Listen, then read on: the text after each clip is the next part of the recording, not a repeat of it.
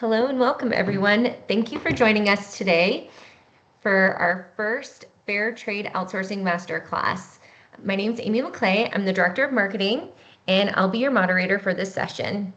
This is the first masterclass for our series where we will break down the myths of outsourcing, uncover its benefits, and share expert strategies to help your business grow. Whether you're new to outsourcing or looking to refine your approach, you're in the right place. It is now 2:02, so we're going to go ahead and get started because we only have 30 minutes to get this done. So I want to be cognizant of your time. So we're going to go ahead and move along. So we're going to cover what is outsourcing. This masterclass isn't just about outsourcing, it's about leveraging ethical workforce strategies to accelerate business success while making a positive impact. We're going to cover 3 key areas: myth busting, empowerment, and growth strategies. And now I'm going to go ahead and introduce our speakers, which you guys should all know pretty well if you follow us on LinkedIn by now. Mike Dershowitz, our CEO, a proven leader across multiple industries, whether guiding companies for success or navigating the challenges of raising 3 teenage boys. As CEO of Fair Trade Outsourcing, he's demonstrating that ethical outsourcing isn't just good for workers, it's great for business. From launching solar startups to pioneering mobile banking at JP Morgan Chase, Mike's resume reads like a business thriller. Mike has even co-founded a rapid COVID-19 testing company. Today, he's here to share how outsourcing can transform your company. Next, we have David DiStefano, Vice President, Fair Trade Outsourcing. David knows how to scale business and win at Monopoly. A seasoned executive leader, he's driven massive revenue growth and guided companies through major transformations. When he's not advising executives, he's cheering on his daughter at swim meets. Today, he's here to share insights on business growth and outsourcing success. Thank you. And with that, please be sure to put your questions in the chat. I'll keep an eye on the chat. I'll make sure that we answer them live throughout the masterclass. And with that, let's go ahead and get started. All right, Mike, I'm handing it over to you. All right, thanks, Amy. Well, first of all, welcome everyone. Thank you for giving us your valuable time to come and learn and understand really how outsourcing, as I always like to say, is a strategic tool for your business, right? It's not just about putting work somewhere else or saving money, but it really is a strategic tool. So today our goal is to do 3 things, right? So we want to educate you on outsourcing and why it's not just about cost cutting. Second is to empower you. So we're going to give you some examples and really talk through some actionable strategies when it comes to the operational and business problems and the challenges that you're currently facing. And then third, Dave's going to walk us through some myth busting. This is a big one we encounter all the time when we're talking to people, when they're trying to understand how to transform their business. You know, there are myths associated with outsourcing. Outsourcing's been a thing since the early 1980s. Service outsourcing has been a thing since the early 1980s. And, you know, myths have had the chance to form. So we want to really dispel those and understand how, how a modern business process outsourcing company functions and what it can do for your business. So that's what we're hoping to get out of today. Let's go to the next slide. So quickly about FTO, we're going to do this quickly because we don't want to sell you here, but we're a global outsourcing company. A couple of key differences about us, right? Number one is we are family owned, which means that, you know, we can deliver excellence to our clients, but also be very flexible and work together with our clients to provide solutions that really drive their business forward. We do want to be your partners, and that's not just name speak with us, right? We really are in there, and you know that means if your business is succeeding, or if your business needs to change, or if your business is shrinking, you know we're there for our clients no matter what. Simultaneously, the big thing that's important to us is as a family-owned enterprise, you know, we believe in what's called ethical labor practices or ethical outsourcing, and this is that we design our compensation and benefit packages globally in all of our global locations, with our goal being that we actually get our our agents into the middle class through an outsourcing job.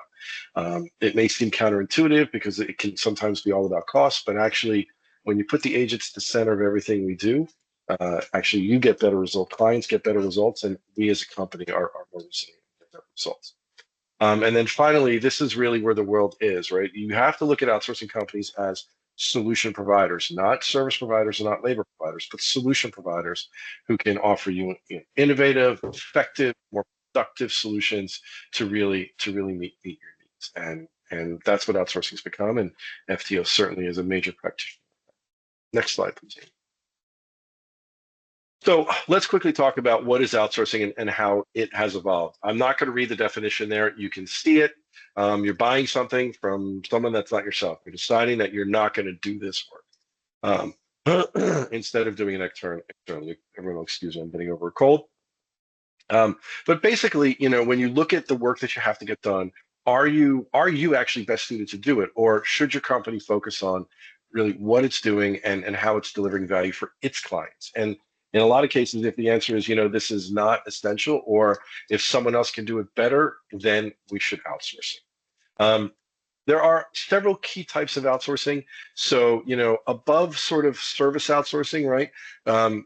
Across the economy, we sort of have three types. We have what started, which is manufacturing outsourcing, right? Which has been going on for really centuries.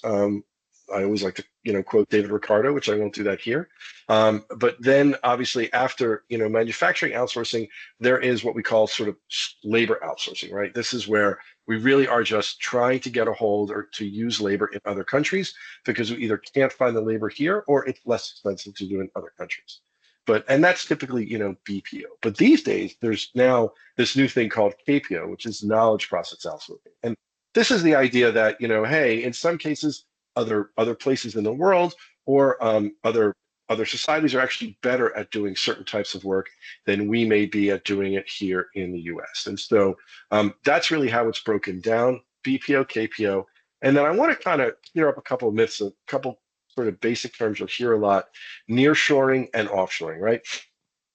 So outsourcing is any time you hire a company to do something for you that you would otherwise hire someone to do for you. So if you hire a cleaning service to clean your offices and you're not doing it yourself, that's outsourcing, right? So outsourcing is really everywhere. It's all over the place. But then this idea of offshoring is what happened sort of in the 1980s, 90s, and 2000s, where we actually went overseas, right? We went to places like India, we went to places like China for manufacturing. And so now our outsourcing is sort of overseas. And so they call it offshoring, right? So it's sort of off our shores, or no longer sort of in this country or in, Western Europe primarily. And then what happened is that, countries around us realize that, hey, hold on, this is a really good game and it's a great way to grow our middle class. So maybe we should do some outsourcing. So the term nearshoring came about, which means I'm simply buying from someone that's close to me or is in shores, near shores that are near to mine. And that's where the term nearshoring and offshoring comes from. So when you hear terms like, ITO, IT outsourcing, BPO, KPO, this is all service outsourcing as opposed to manufacturing. And then nearshoring and offshoring is really about where, right? So the first couple are what, and then the shoring is where. And that's the best way to think of it. You can see there from the top 7 industries, pretty simple these days when it comes to outsourcing: healthcare, insurance, e-commerce, IT services, education, manufacturing, banking, and financing. Again, this is outsourcing. So if manufacturing has something manufactured elsewhere, that's outsourcing, okay? For FTO, we tend to focus on a couple of key industries. And so really most of our work today is actually in healthcare, it's in insurance, it's in education, and also in banking and finance. And then we have some other industries that we serve. But really, every business everywhere these days can be touched by outsourcing. And then the real question is, should it? And that's what we'll get to next. Next slide. So I want to talk a little bit about our ethical labor practices, and I think this goes to the should, right? So we've been influenced by a guy by the name of Robert Owen, and he was a mill owner at the heart of the Industrial Revolution in Scotland from about 1790 to 1810. Now, why are we trying to give you a history lesson? So just bear with us. But it's really important, right? Because Robert Owen is most well known for giving us what we call the eight-hour workday, right? Owen basically hypothesizes a social utopian that, every human to live a full life should have 8 hours of leisure, 8 hours of labor, and 8 hours of rest. Okay. So the 8 hour workday that is common in most of the world actually comes from Robert Owen. And his labor practices were so productive, they were so successful that he became the most successful mill owner in all of England. And at the time he sold his mills, he became the second richest person in England. Dave, I'm going to put you on the spot. Second richest, second only to whom in England? What's that? Winston Churchill. Winston Churchill. No, The you're king. like a century and a half before that. The king, that is correct. So he became the second richest person in England to the king, and he did it because of these ethical labor practices, right? And so, it's about what are the working conditions? Are we paying fair wages? And are we thinking about worker welfare? Now, this is a differentiator for FTO because we do think about worker welfare. What are their lives actually like? And Owen really taught us that, look, if you think about labor and you're a capitalist, which he was, right, which we are when we own a business, if you could find a way for labor and capital to work hand in hand, both are going to prosper. Both are going to prosper. And that's really why the engine, that is, if an outsourcing company is done right, it is an engine for its clients, for itself, and for its workers. And it really is a wonderful win. So that's why I believe in it so strongly. That's why I adopted it early on in the evolution of FTO. Actually, about a year and a half into the founding of the company is when we adopted these practices, and that was 7.5 years ago now. So I really believe in it, and Owen was the inspiration. Next slide, please, Amy. All right, Dave, time to put you on the spot. No worries. It took me a second to think of the king. It was good. You got it, though, right? Yeah, got it, right? Not everybody gets it, Dave, honestly. And I'm not just saying that because we're on a, not everybody gets it. So go on. Myths, right? And the king is not a myth. But there are, as that Mike depends mentioned. on who you ask, Dave. That depends on who you ask. Fair point. Mike mentioned, at the outset, there are some common myths, right? So I've been in the industry for, about 6 months. And, I carried into the industry, my own perceptions of what outsourcing is and isn't, right? And Mike's already mentioned a couple of key points that differentiate one outsourcing company or BPO company, whichever you prefer, from another, right? We happen to be a double bottom line company that considers itself an ethical outsourcing provider. But we also heard Mike talk about solution provider.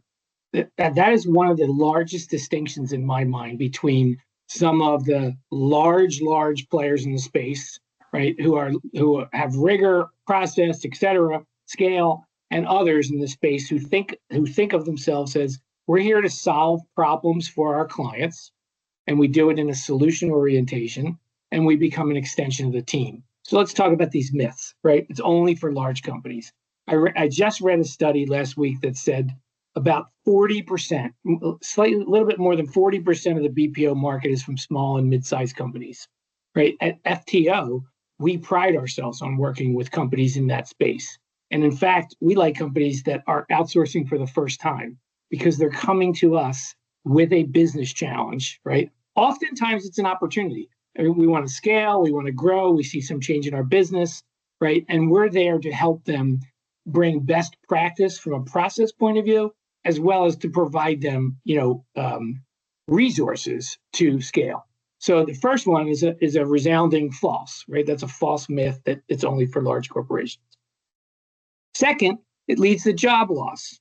So if we had a poll going on, I'd ask, how many believe that this myth is true or untrue? I would say it's false with an asterisk.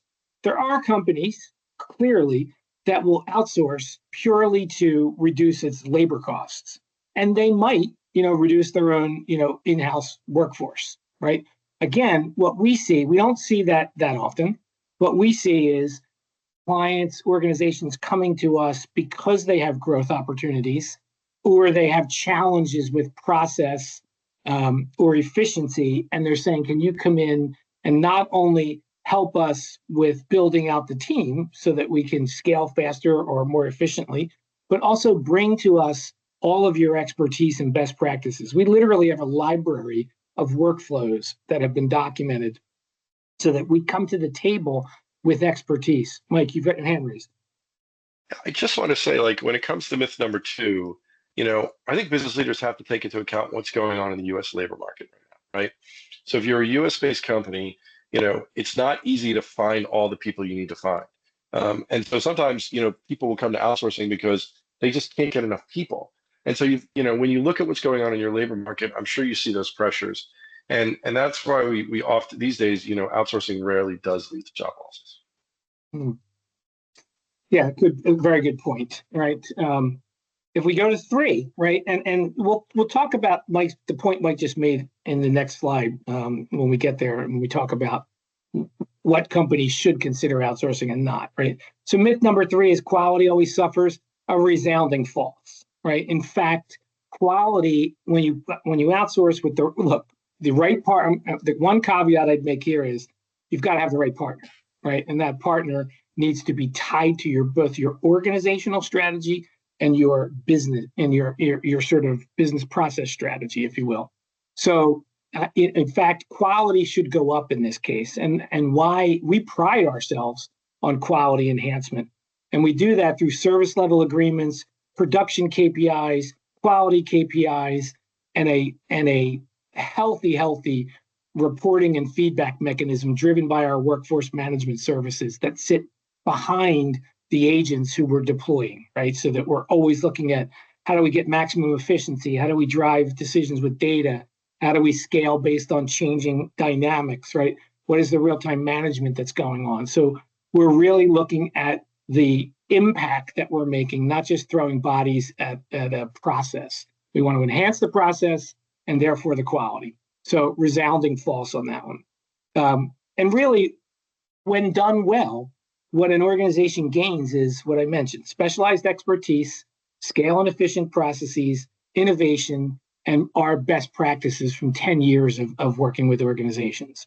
So finally, if you look at the last thing, the reality check, ethical outsourcing drives business growth. Mike made this point, so I won't beat it into the ground. If it's good for the employees of the outsourcing company, they're going to represent the client organization even with even more conviction and belief, right? We truly endeavor to be an extension of our clients' teams. Amy, if we go to the next slide.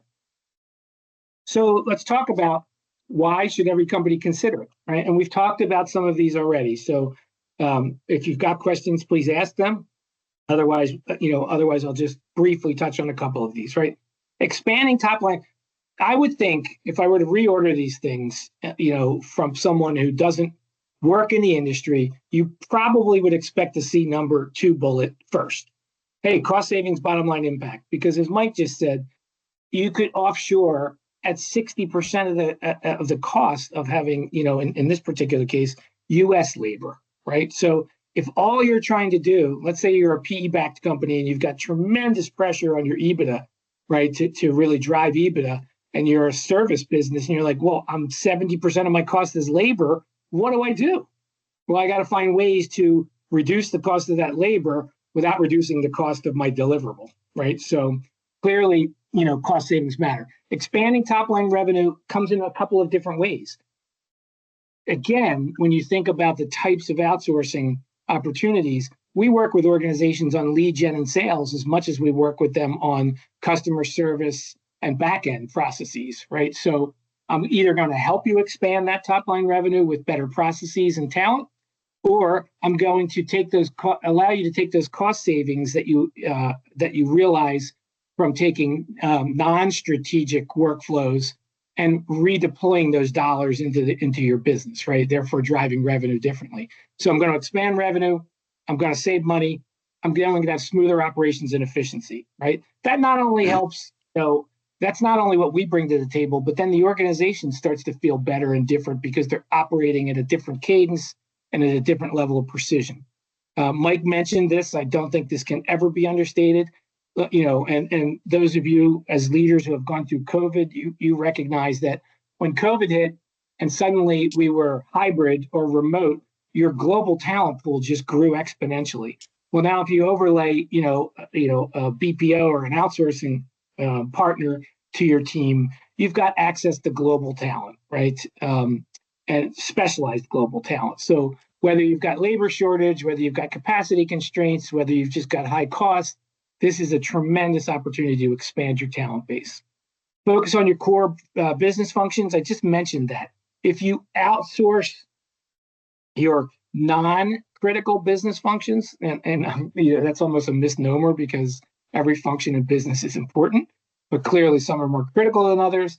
If you're outsourcing on the back end saying, hey, I can get this done cheaper because it's, sort of, bookkeeping or, stuff that doesn't require that we talk to clients or constituents, then, I can focus my time, the organization, on its core business functions. And I mentioned this over and over again, extension of your team. So these are the reasons why you should consider outsourcing. I don't believe there's a company, out there that shouldn't at least think about it in their strategic planning, right? Because of its benefits. Next slide, Amy. So now we talked about, why you should do it. We talked about the myths, or we busted the myths. Let's talk about when, is the right time, right? So again, you've heard Mike talk about it. You've heard me mention it. If you're struggling with capacity constraints, so we see this all the time. Hiring talent is tough, right? Think about it. If we were working with an organization on the front end of their business, on the sales side, I can tell you hiring salespeople is tremendously difficult, right? The hit rate is like less than 50% that they make, that they hit their production expectations in the first 9 months. So capacity constraints, if you're feeling those, think about an outsourcing strategy. Labor shortages or inefficiencies, right? We talked about that. Business processes that are not optimized. This is one that doesn't get enough airplay because find me a business, any business, and I bet you there's opportunity to improve their business processes. There's no doubt about it, right? And when you're in this world and doing it every day, we become the walking best practice, right? We bring those examples and those processes to you. High operational costs impacting profitability, all relating back to headcount. Need for specialized talent that's not available in-house. So, we have a client right now that's come to us and said, hey, we really need to visit our legal processes, right? We've got a bunch of attorneys and a bunch of paralegals and a bunch of legal assistants. And yet, despite that large team, we're finding that we're ending up on the wrong side of a lot of summary judgments. And as we got into it a little bit, we discovered that their process was just not efficient in responding to those judgments in time. So they were just losing because they were, not being timely. So they're bringing us in to look at that entire process. So those are some examples of when is the right time to outsource. Common mistakes when outsourcing. So common mistakes that businesses make when outsourcing. Poor workforce workflow management. So those are terms that might be jargon to some of you, right? But workforce management is really what goes on behind an outsourcing operation. It's looking at capacity and scheduling and scalability, et cetera, real-time database decisions. So you get all of that when you outsource with a provider like FTO. All of that, we call it workforce management, sits behind the agent force. Lack of clear communication and expectation with outsourcing partners. Come on, this is a no-brainer in any kind of partnership. If you don't have good communication and you don't have proper expectation, you're inviting failure, right? I mentioned earlier, service level agreements, clear KPIs, clear measurement, consequence for not achieving those KPIs, right? So you actually get greater rigor around production and communication. So, we've got production KPIs, we've got quality KPIs, and we've got client sat KPIs that we consider. Choosing the wrong provider without proper diligence, again, bigger is not always better, right? The point I made earlier about being a solution provider, we really do try to separate ourselves from the market in that regard. We're here to bring solutions to your business, not services, and we're here to be your partner. And the final is focusing on savings, right? What's that phrase? You can't cut your way to prosperity. You certainly can get a one-time hit, but that will not allow you to help you grow your business. So if all you're thinking about is cost savings, Not necessarily a bad thing. It's just what are you foregoing in terms of long-term efficiency or growth? Amy, next slide. All right, so a few stats, right? So that's a lot of stuff that we threw at you in the last 26 minutes, but a couple stats just to bring it to close, right? Outsourcing can boost efficiency, right? Clearly by up to 25%. I mean, I'd argue that you might get greater than that. Outsourcing can lead to a 25% reduction in time to market. Again, not something that you might ordinarily think the first time you think of outsourcing. Companies report average cost savings of 15 to 30%. We see higher than that. So I think that's a relatively conservative number. 80% of the businesses around the world use it. So it's not something that is not a proven model. And the IT and BPO market account for 72% of global outsourcing. So you're talking to people who are in the space, supporting companies across all of those sectors that Mike mentioned, and across several numerous geos that we have. But here stats matter, right? So you can listen to our words, you can listen to how well you might why it's important to consider, why FTO is a good provider. But right here, data doesn't lie. So those are the stats. And Amy, if you go forward one more, I think we're up to what's next for you. So we'd love to take any questions. We've got 3 minutes before the bottom of the hour. Amy, do we have any questions? We had a question earlier, but you actually answered it as you kept going, so I did not bother interrupting. But it was what are the strategic advantages of partnering with a small to mid-sized BPO versus a large-scale provider? Mike, you want to take that one? That sounds like a plant if I've ever heard one on that question. So thank you to whoever that is. Look, I mean, the reality is we could almost go back a few slides. It really goes back to flexibility. Unfortunately, the big guys, they've got their way of doing things. They definitely have expertise. They've got systems in place, but they don't necessarily focus on the core business functions in the way that a middle market provider will. And a middle market provider, the reason why I like being one, and the reason why I like working in the middle market is because we're big enough to be professional, to know best practices, to have the right tools, but we're also small enough to be flexible and to really focus on solutions and how to drive your business. Again, it goes back to what I like, and this is partly reflecting my personality as CEO founder, but it is, I like forming partnerships with my clients, and I like helping them over the long term. We're coming up, or we just crossed our 9-year anniversary here at FTO, right? It's next week, actually. And, we have clients that have been around that. We have clients that have been around for 9 years. So, the fact that, we were able to start small and remain flexible and be with them through the natural ebbs and flows and phases of their business, I think that only gets done in the middle market, right? I think, when you're investor owned or PE backed, that outsourcing company's got targets and it's got numbers, and if it doesn't fit in that box, they're not going to do it. And we just don't have those constraints. Amen to that. And Mike, I'd add one other thing. When you work with a company, I mentioned earlier, we like the middle market and we specialize in those, even family businesses, right? Because we're a family business. And I think you get to relate a little bit differently to your clients, right? When you can empathize with and relate to where they are in their journey, right? So we're not only bringing outsourcing or BPO expertise, we're bringing just business expertise as leaders of companies who are similar size to our clients. Mm-hmm. What else do you have? Absolutely. And then one more was, can you explain more on the advantage of leveraging your global model so that you have more of a global team? So what are the benefits of being in multiple areas? Well, my favorite quote, you sure you don't want to get tested? Go ahead. Go. I want to hear your favorite quote now. My favorite quote is, you got to put work in the world where it can best be done, right? And when you have access to a global team, you have more tools in your toolbox that you can deploy to fit the problem. whatever problem it is you're trying to solve. And there are some cultures that are better at certain types of work than others.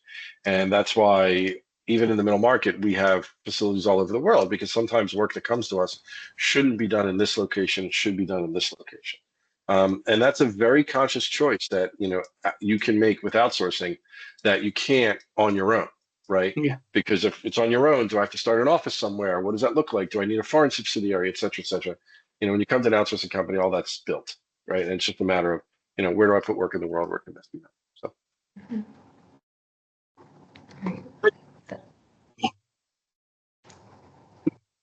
Go ahead, David. But I couldn't have said it any better. Okay. This is a good one here. Let's see. Some organizations prefer to hire freelancers. What advantages does our BPO offer compared to freelance hiring? Yeah, well, so that's a great, that's a great question, right? And there's sort of two factors at play. So factor number one is just style, right? If you're hiring someone and it's a one-to-one relationship and you're going to manage that person, then yeah, a freelancer, is a great option. Then what happens is two things. One, if it's a group, if you actually need multiple people to do the same thing, well, that's when you want to build a solution, and outsourcing does take over. If you have a group of work that needs to get done by more than one person, outsourcing it is building a solution to get the work done. So it's really sort of disconnecting, hey, I need a person to do X from, hey, I need a solution to do this work or to achieve this goal. So that's the first thing. And the second thing is simply an outsourcer holds itself to best practices in terms of managing productivity, managing performance, managing quality, and managing schedule, right? And so, these are things that are typically very hard or don't really exist at the freelance model. So I hate to put it this way, but it's kind of true. It's sort of the difference between sort of professionalism and, and hiring someone that may or may not be professional. So do you want to rely on the system to be professional, or do you want to rely on the person to be professional? The system is going to bring you professionalism more consistently. So, yeah. Thanks, Mike. Good question. Okay. I think that's it for questions, but we are just a few minutes over time. But before we wrap up, I just want to go ahead and do as promised. I did enter everybody's names into the wheel of names, and we have a winner. So congratulations to Hugh O'Donnell. Apologize if I butchered your name, but I'll reach out to you after the webinar so you can select your prize. And thank you for everybody that put in some questions for us. But next, I wanted to go ahead and remind everybody that April 16th will be our next webinar. It will be at the same time, same place, 2 p.m., only 30 minutes, and it's basically going to be taking a closer look into the day-to-day of outsourcing. And then we will have another guest speaker, Aldo. He is one of our delivery directors, and he's going to provide some really good insight on the next steps of outsourcing. So if you're still a beginner in outsourcing, or if you're still, very interested in like, how does the day-to-day process look, the next session will be very insightful for you. Don't forget to go ahead and follow us on LinkedIn. It'll keep providing you more information about this. Sign up for our newsletter. And thank you, and have a great day, everybody. And thank you, Mike and David, for your presentation. It was very insightful, and I greatly enjoyed it, and I'm sure so did everybody else. But feel free to drop in any messages and your email addresses, and we'll reach out to you guys if you have any additional questions, okay? But you guys have a great day. We appreciate it. Thanks, everybody. Everybody, Take care. See you later. Bye-bye.